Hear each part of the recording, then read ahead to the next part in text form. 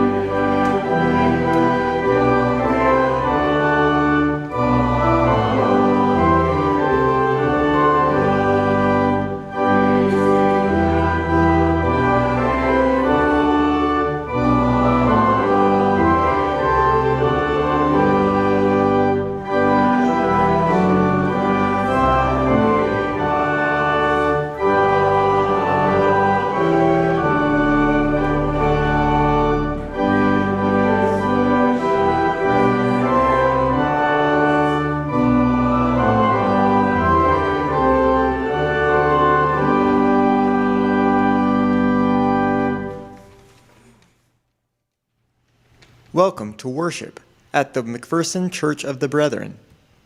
We are an open and affirming congregation that strives to be hospitable and attentive to all of creation. We do not always meet that goal, and we have our share of ups and downs. But in the midst of it all, we continue to listen to God's call on our individual lives and the life of this congregation. We continue to seek to follow Jesus, peacefully, simply, together. We are humbled you have chosen to worship with us. Welcome. Good morning. Again, I'm Carlene Tyler, and I welcome you to our church service this morning. Does anyone have announcements or introductions? I know over here for sure. Okay, first I have a message from Lowell Flory. If you saw that the district conference is coming up, and if you need to put it in the calendar, it's about a week earlier than usual, so the 21st through the 23rd is district conference here. And I think registration officially ends on Wednesday, although he suggested you could probably register after that. And really like to encourage people from McPherson. I am the moderator-elect, so I don't even know what that means yet, but we'll find out as we go on. And then the other part, I would say that there's a quiz, but this is really like a quiz for me. So in terms of the group that's going to be singing today and the folks who are here, first we have my dad, Jan, and Meg. We are celebrating his 90/91st birthday, something in there. And so that brought a variety of people here. And so if I go down, we have Let's see. We have Emma Baker down here, and then Ava. And then here's Anna and Carrick. You may have seen them several times. And then there's Grace and Caitlin, who you've also seen before. And then Eric Baker down there, who's married to Brianna Baker, who is my sister's daughter. That's Linda and Phil King. And then there's Lily down there, and Leanna is the little one down in here. So I think I got everybody. Did I get everybody? Okay.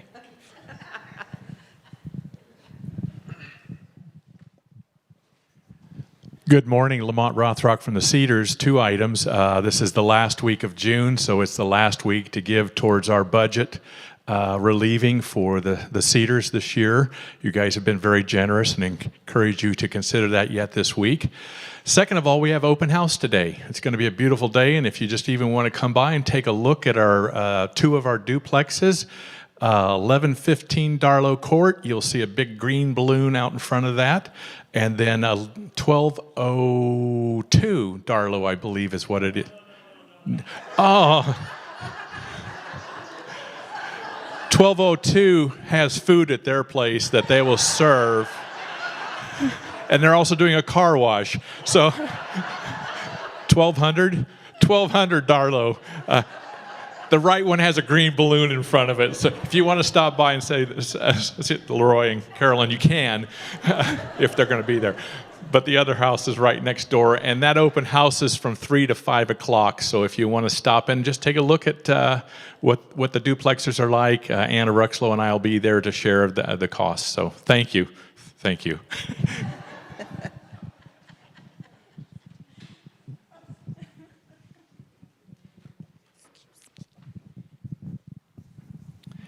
Last night, this is David Fruth. Last night we had a wonderful opportunity to see the community theater presentation of Oklahoma. JD, you did a great job. Kudos to you and all the people that performed. And Becky Snell, she was back there somewhere. I could see your hand, but I couldn't see you. And then right in front of me is Serenity Magnell. She was in the play. Oliver Bowman was in the play. Mona was in the play, and Courtney Wiesner was one of the players. And she, of course, her grandparents went here with Gerald and Lois Neer. So it was a great show. If you haven't seen it, you got one more opportunity today, right? And if you are interested in going to NOAC, I have 45 on the bus, and I still have room.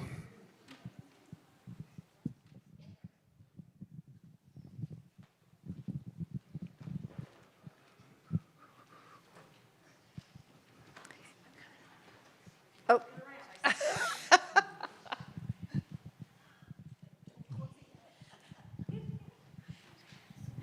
Becky Snell, I'm talking on behalf of the Changemakers Lab that you've been seeing the announcement for Wednesday nights in July.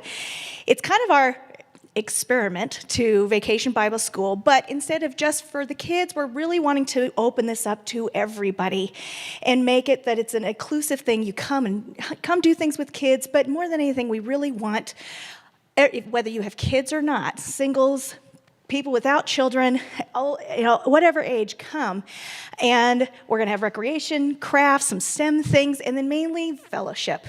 Let's get to know each other in a different place. We're going to be doing this out at the Alliance Acres Park. Google it. It's out, okay, just north and east of McPherson, so it's a little more like a camp setting. So fair warning.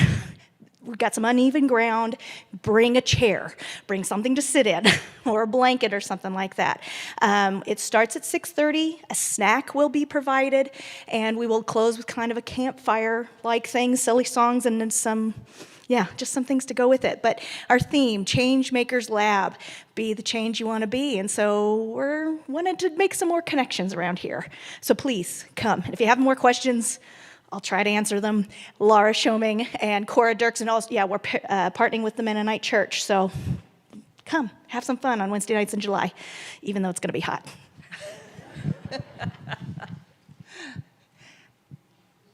Anyone else?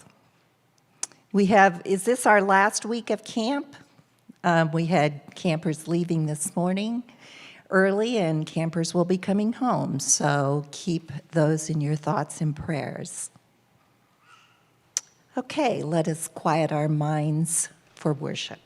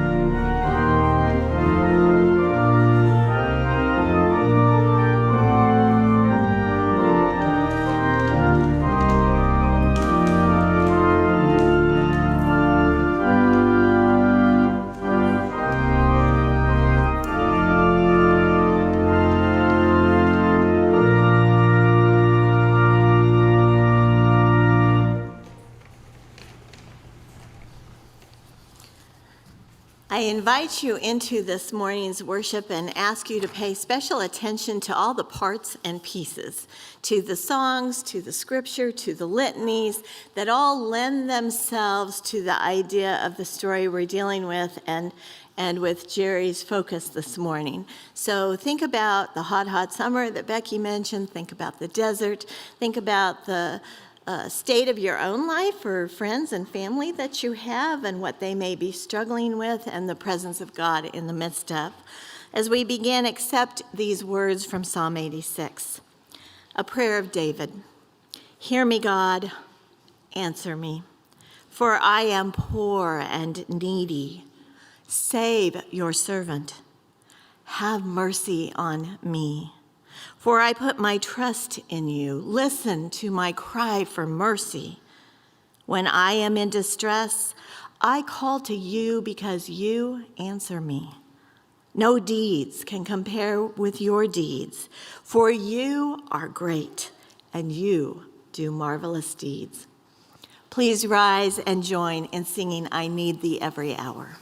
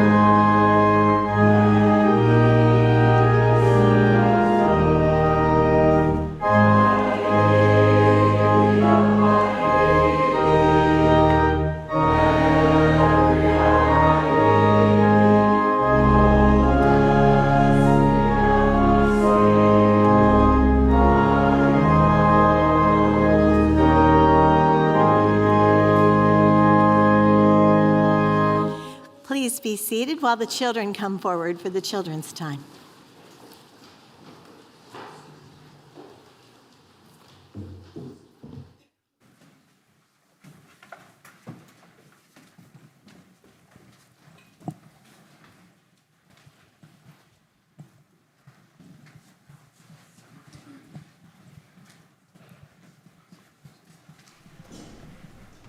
Hi, guys. We have some new friends here today. Eli, I'm going to sit right here. How's that? Okay? And Dane's back from his vacation, and we're glad you guys are here. Where do you live? These are my cousins. There's your cousin. So where do you guys live? Albuquerque. In Albuquerque. That was a long drive, wasn't it? And I live in Albuquerque. And you do too? And where do you live? Albuquerque. And you do too. Isn't that amazing? Isn't that amazing? All right. Hey, guys, today, I know, we're going to talk about binoculars. Do you know what a hobby is? No? Do you know what a hobby is? Eli, do you know what a hobby is? No? I guess I'll have to tell you what a hobby is. A hobby is something that you enjoy doing for fun. Oh, right. Like playing toys. Like playing toys can be a hobby. Sure, sure. What else can be a hobby? What do you do that's a hobby? Play-Doh? Playing Play-Doh can be a hobby. Do you like doing that, making things out of Play-Doh? What do you like to do? I like to play in my house. You like to play in your house. What do you like to do, Eli? Play on my iPad. Play on your iPad. That can be a hobby, yeah. Play with a game. Play games. Okay. So I'm going to tell you about a hobby that I know about. What are these? Binoculars. Do you like bird watching? I do. I like to bird watch. You're exactly right. So then, and you know what? What did we see this morning? That's why I see birds. That's why you see birds. So I can look in here, and what happens then?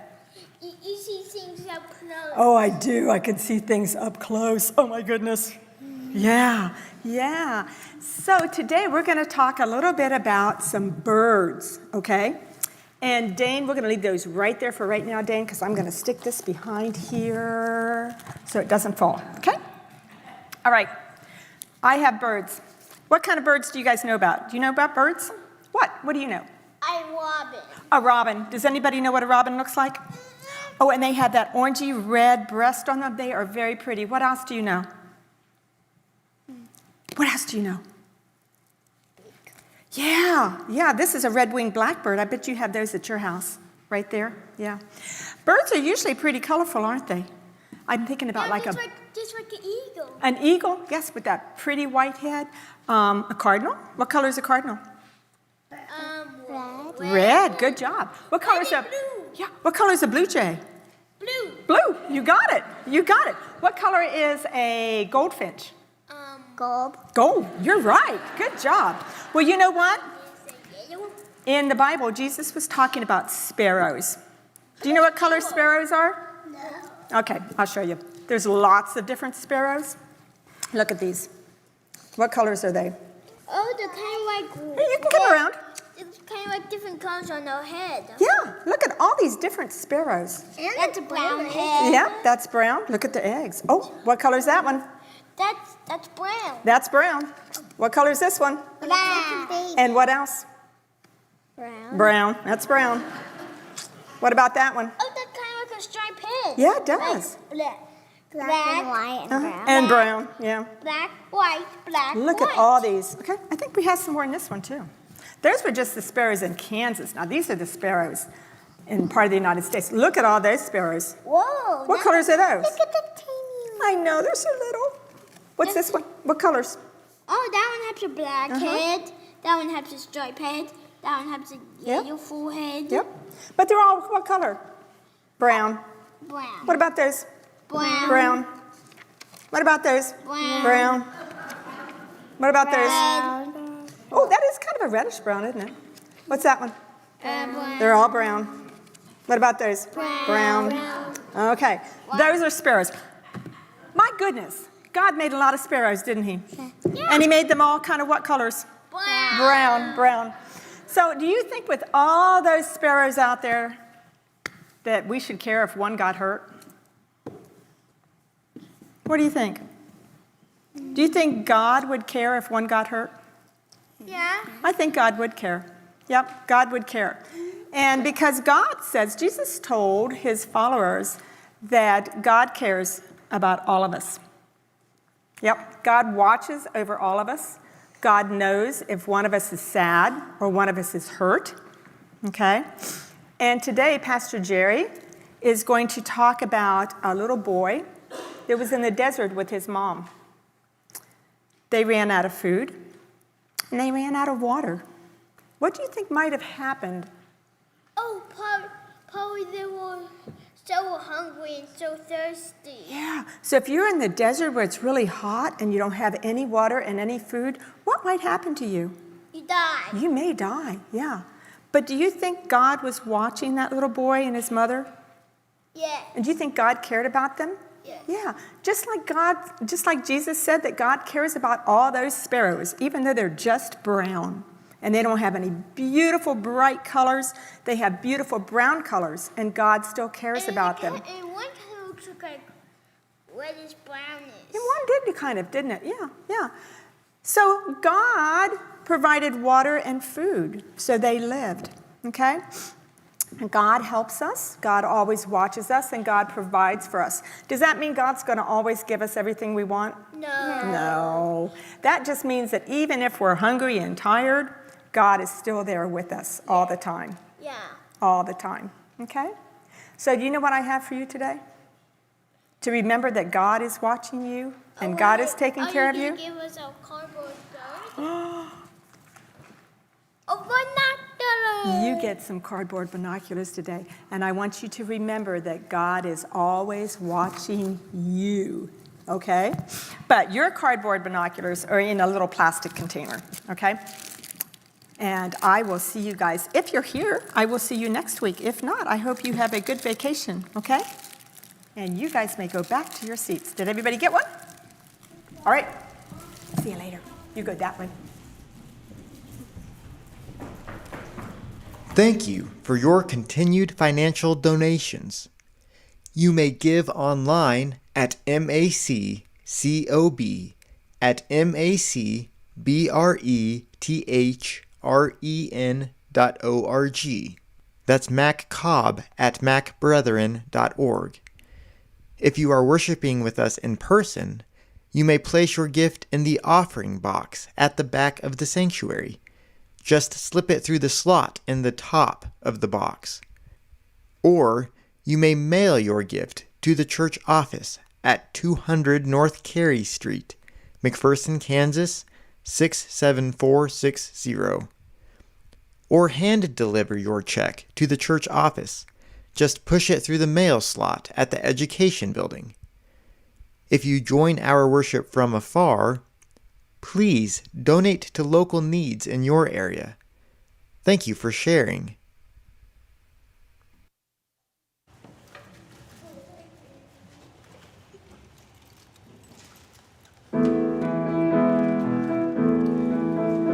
In these days of confused situations, in these nights of a restless remorse, when the heart and the soul of the nation lay wounded and cold as a corpse, from the grave of the innocent Adam comes a song bringing joy to the sad. All your cries have been heard and the ransom has been paid up in full.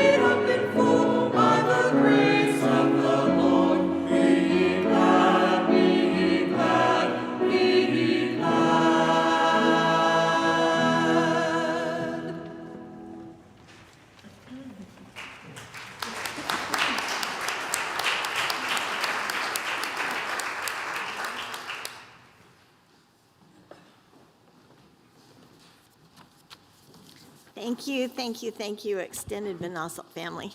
Makes me jealous and wishful to have my own siblings together to sing. I invite you into the story of Hagar and Ishmael this morning as they were sent out by themselves into the desert. The child Isaac grew and was weaned. And on the day Isaac was weaned, Abraham held a great feast. But Sarah, Isaac's mother, saw that Ishmael, the son whom Hagar the Egyptian had borne to Abraham, was mocking. And so she said to Abraham, "Get rid of that slave woman and her son. That woman's son will never share in the inheritance of my son with Isaac." The matter distressed Abraham greatly because it concerned his son. But God said, "Do not be distressed. Do not be distressed about the boy and your slave woman. Listen to whatever Sarah tells you, because it is through Isaac that your offspring will be reckoned. But I will make Ishmael, the son of the slave, into a nation also, because he also is your offspring." So early the next morning, Abraham took food and a skin of water, gave them to Hagar, set them on her shoulders, sent her off with the boy. So she went on her way, and she wandered into the desert of Beersheba. And when the water in the skin was gone, she put the boy under one of the bushes. And then she went off and sat down about a bow shot away, because she thought, "I cannot bear to watch my boy die." And as she sat there, she began to sob. And God heard the boy crying. And the angel of God called to Hagar from heaven and said, "What is the matter, Hagar? Do not be afraid. God has heard the boy crying as he lies there. Lift the boy up, take him by the hand, for God will make him into a great nation." Then God opened her eyes, and she saw a well of water. She went, she filled the skin with water, gave the boy a drink, and God was with the boy as he grew. He lived in the desert and became an archer. And while he was living in the desert of Paran, his mother got a wife for him from Egypt.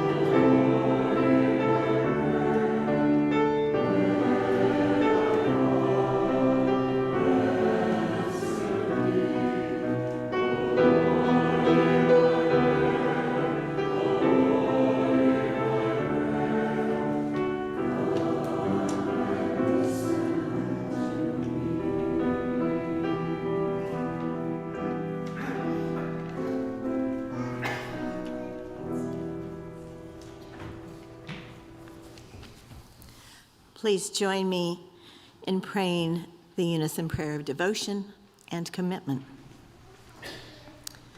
To you, O God, I lift up my soul.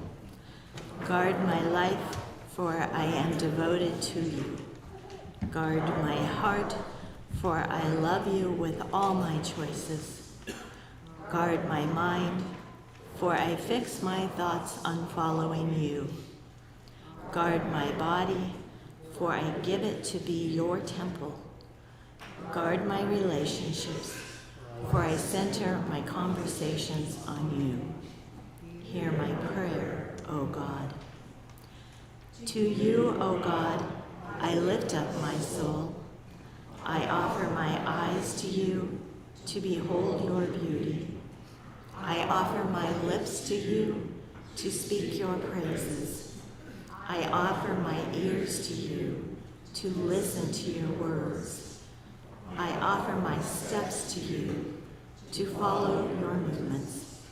I offer my life to you to honor you alone. Hear my prayer, O God.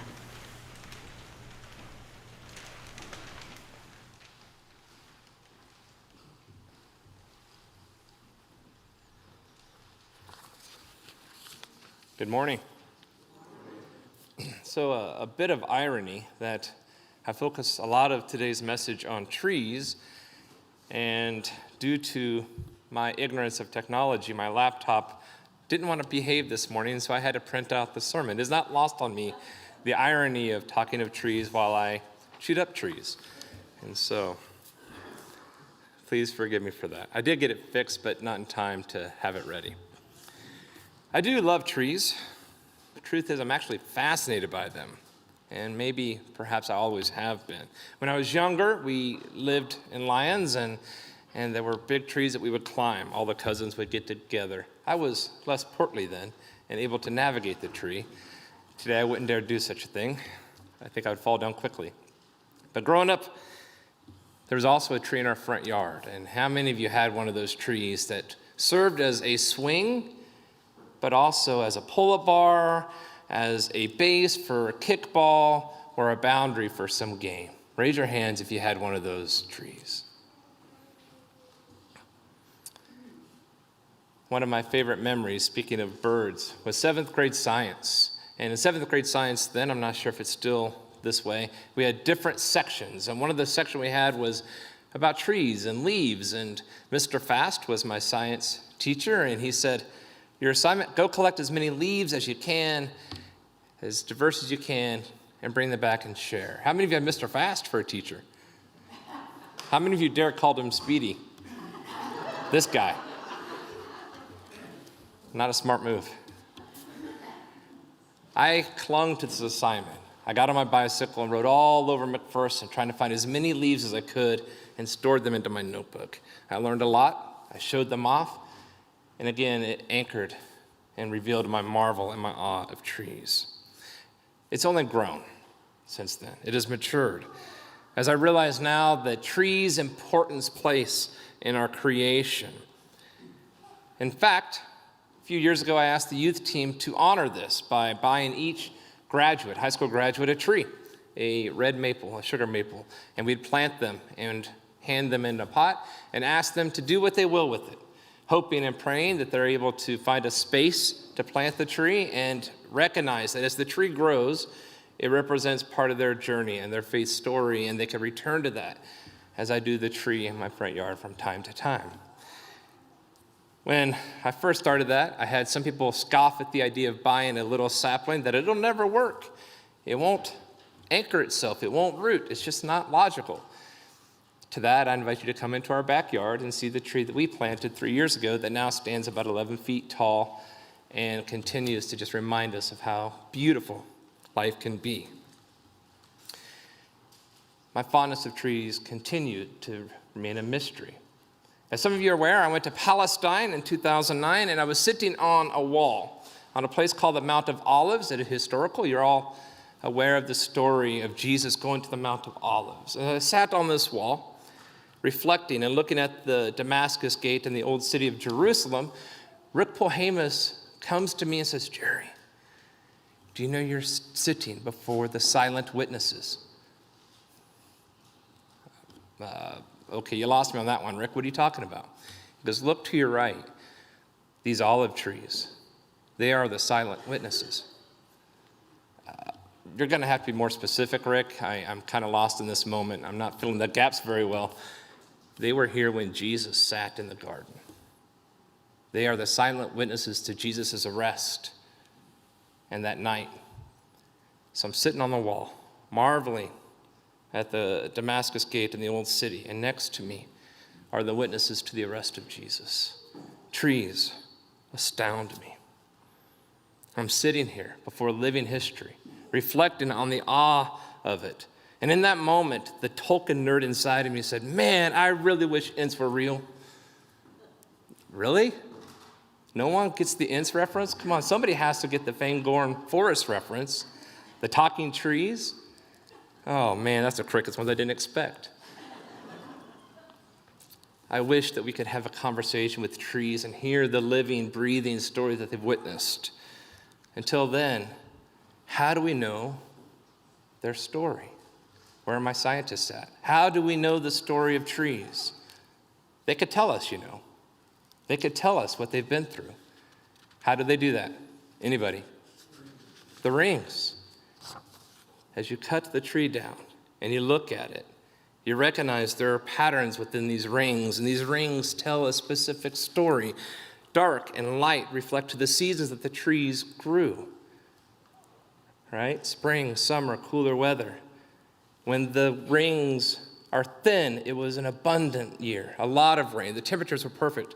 When the rings are wider, it was more of a drought. And sometimes the trees don't grow at all because the season just weren't kind to them. But the tree continues to exist, even in stressful seasons. It may not grow much, but it is still there, which reminds me of a peach tree in my parents' backyard now in Mound Ridge. I'll get there. When they first moved to Mound Ridge, this peach tree looked barren and ready to go to become firewood, or in our grill to have that nice tasting flavor to meat and stuff you put on the grill. And my mom loves trees as much as I do. My dad's ready to take the axe to it. I'm ready to help him chop it down. And my mom's like, can we just wait? She loves peaches. Can we just wait? Daniel loves peaches. Can we just wait? And my dad and I are like, nah, we're ready to get to work. Let's get it down. Let's make room for another tree. Let's do something else. And Mom was like, no. Let's just hold off. Let's give this tree another chance. Let's give it an opportunity to produce fruit. There's more to this story, but it's a cliffhanger. I'm expecting you to pay attention throughout the worship to hear, as Paul Harvey would say, the rest of the story.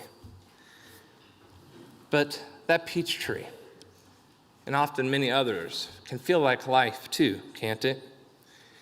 As we're stuck in those barren seasons, it feels like nothing is happening. We're not going anywhere. The weather is stifling and hot, sucking energy from us. It could be a season where numbers on worship are dwindling, budgets are tightening, and the church begins to reflect the reality of a tree stuck in a desert. Some theologians and church scholars believe the American church is simply on the pace and the path that European churches have been on for years, that we can expect what they've all gone through. Doors closing, becoming museums, part of history, but not necessarily relevant. Faith even possibly obsolete. Maybe that is the path for the American church. But as I reflect on that, I remember the tree that I swung on as a kid, the one I pulled up on and played with, and I remember that peach tree in my parents' yard. And it ties me to our focus for today. How? Well, you have Ishmael and Hagar wandering around in a desert, thrown out, forced away from the only family they had known to somehow survive the treacherous, torturous desert, the evil, life-sucking existence that they're forced into. Genesis 21 is linked to Genesis 16 when this wasn't Hagar's first expulsion from Abraham and Sarah. In fact, in 16, we know that Sarah, again feeling like Ishmael and Hagar will take the abundance, will take the blessing, will become the focus, she sends them away. And this is a very powerful chapter. It is the only chapter in the entire canon where a woman names God. Genesis 16, Hagar is out in the desert again, and she's yelling, and God visits her, and she names the place where God visits. That's significant, folks. In a patriarchal society, to have a woman become the one who names God is powerful. It is something that we should cling to and recognize that God is writing something different here.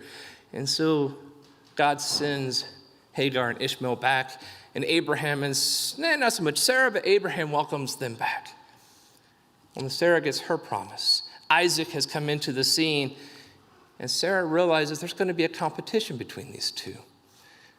And Sarah, the very powerful woman that she is, tells Abe, send him away. And so we get to Genesis 21, only this time Abraham's a bit reluctant, but trusts that God's got a plan, and so Abe just kind of gives them a little bit of water, a little bit of food, and just says, go. It's not long before Hagar realizes this is not a good thing. So instead of crying out to God, this time she hides her son under a bush. She turns her face because she can't possibly watch this scene unfold. No parent could. And as she's crying, as Ishmael begins to weep, then God shows up. The divine intercedes. The divine intervenes. It's ironic that she didn't call out to God this time. She didn't ask for God's intervention. She simply cried and assumed that the end was real. It was coming. Hagar was lost in a desert, like a tree ring that is wide, stunted by a lack of water. She seemingly gives up. I want to mention something about the divine in this story. Look at it closely. God's not innocent. I hope I don't shake too many trees with that statement. God endorses her being pushed away. God encourages Abraham to force her out of the fold. God doesn't just show up and guide. It takes a child and a mother weeping, clinging to life for God to say, oh, hey, I remember you're hanging out here. Let me help you. It is then that God comes into the scene. And we also can't let Abraham off the hook. Abraham sent his son away.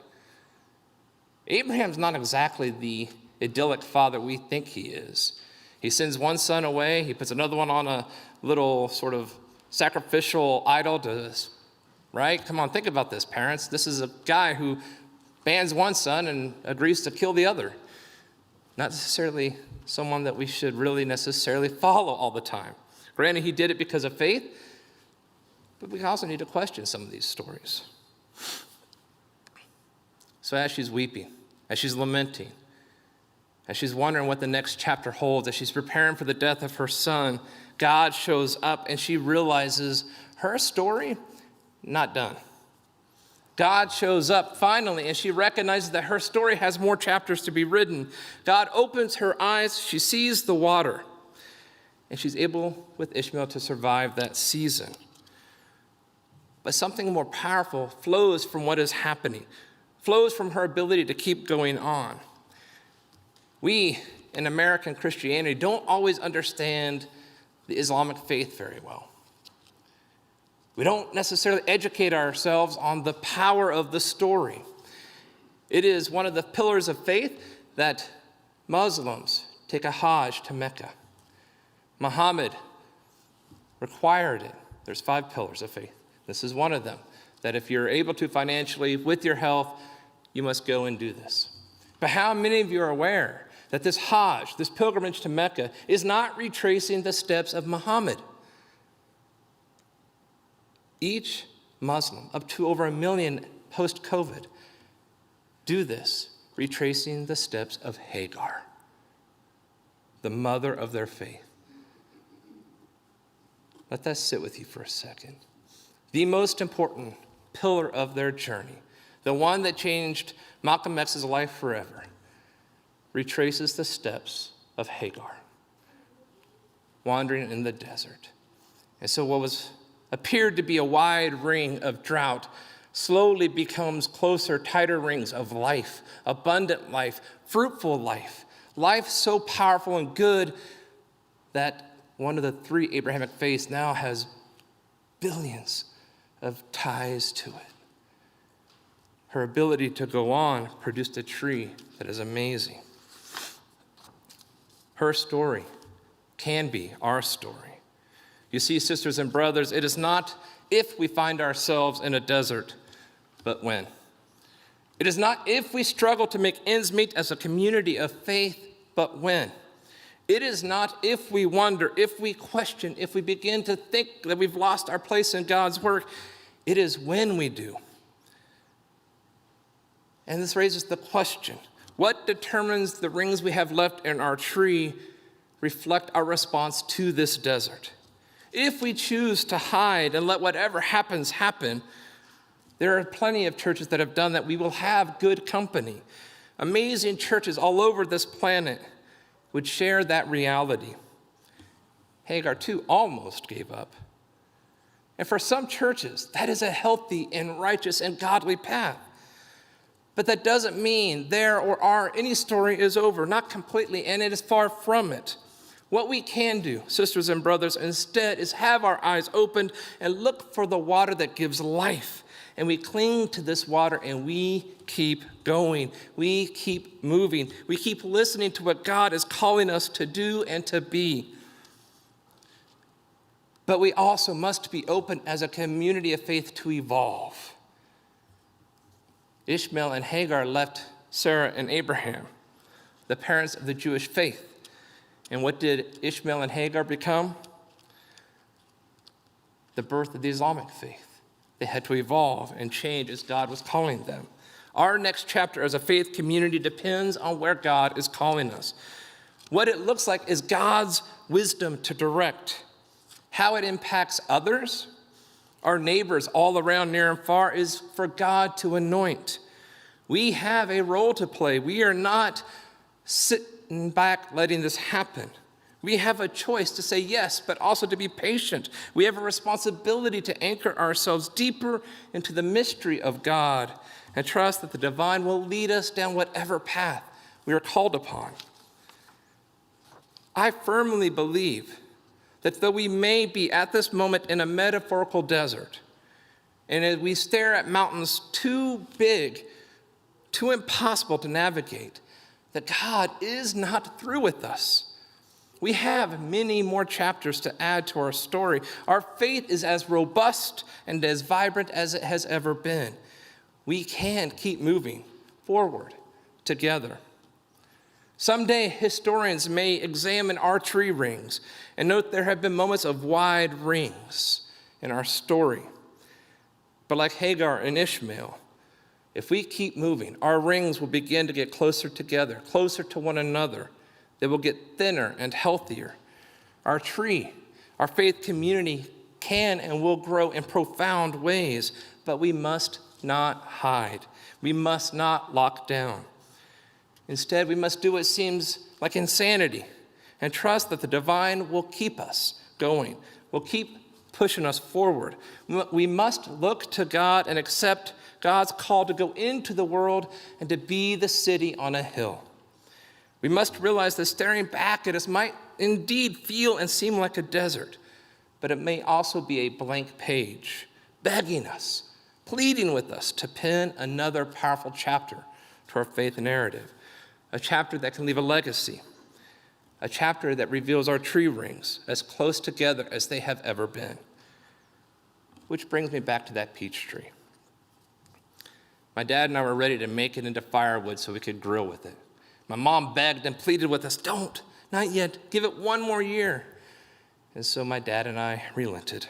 We put the chainsaw away. I grunted a little bit, disgruntled, and we waited. And we waited. It just so happened that spring was a bountiful harvest of rain. And in this tree that we thought was closer to going to the way of the dodo, little flowers started to appear, and then more flowers. And then more flowers. And those flowers became peaches. In fact, there were so many peaches on that tree, it broke the top of the limbs and they came crashing down to the ground. Literally more peaches than we could ever have harvested or used. The next year, with the branches that were left, more peaches. More peaches than we could ever consume. Peaches that we can share with everyone. I was ready to chop that tree down. The rains and the weather had other plans. So it is with us. It is with our journey. We are not done, not by a long shot.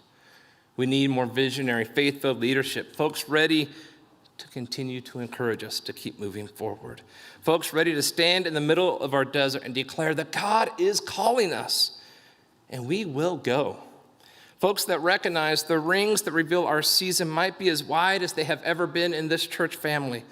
But like Hagar, like the peach tree, like the sparrow that Barb talked about, like the silent witnesses on the Mount of Olives, God is good and we have stories to write and to share. So may we, each one of us, have the courage and the faith to trust God to guide us through this desert and whatever deserts that may come. And may we have the courage and the faith to lead others through them as well, so that our tree rings reflect our faith adventure, wide in areas that tested us, but closer together, full of abundance, as we weathered the storm and we kept the faith. To the glory of God and for our neighbor's good. Amen.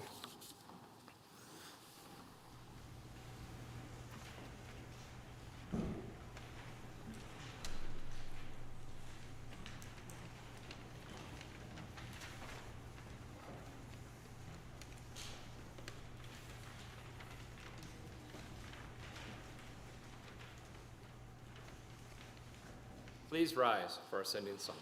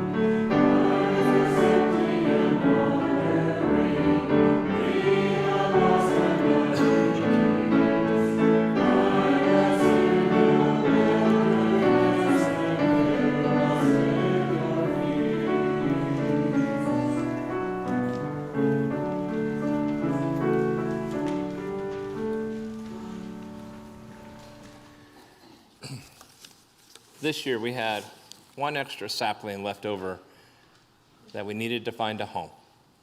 And Mike Garing and Jana asked if we could plant that tree on the south side of the building. It sits there, cared for, ready to become a new part of our faith story. Look at it. Know that we are bound to one another in profound ways, and know that God is writing a powerful story for us, one where our rings are tighter than they've ever been, ready to feed the world. Go in love, go in peace. Amen. Please be seated.